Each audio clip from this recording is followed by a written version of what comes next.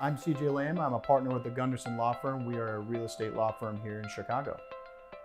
I've been working with home buyers since 2014, since I've been in my capacity here with the Gunderson Law Firm.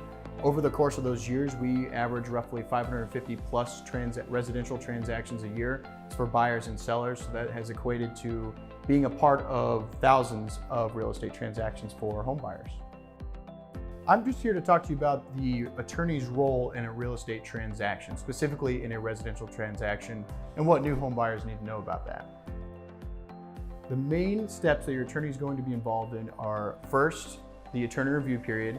Second, it'll be the mortgage contingent period, which is where there's a lot of title search information going on.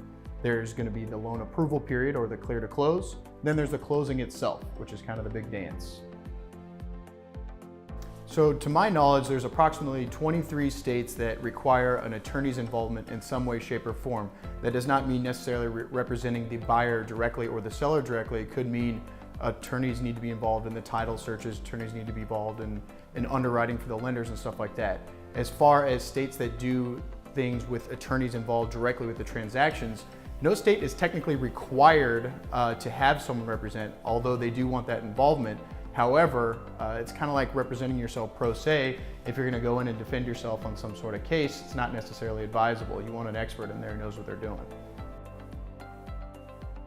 Usually the relationship begins, I would say 90% of the time it begins as soon as they're under contract. So their agent or broker will get them under contract, and then the next thing they're probably asking them is, do you have an attorney? And then the introduction kind of comes that way.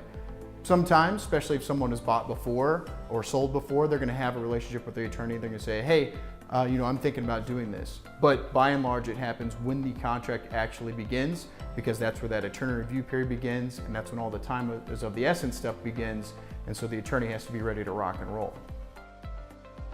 That certainly varies between states. However, what I can tell you is that they are fixed rates by and large for residential properties, especially for first-time home buyers. You're not going to see anything outrageous. I would venture to guess that it's between the range of 500 to 1,000, because that's what we see in Chicagoland, which is pretty typical. By far, it's getting attorney involved. This is the largest transaction of anybody's life. Someone's usually giving up a baby and someone's getting a baby. And your attorney's there to make sure that that goes smoothly and correctly, and you're not incurring huge costs, fees, or liabilities down the road. We always love speaking with anybody involved in real estate, especially new-time home buyers.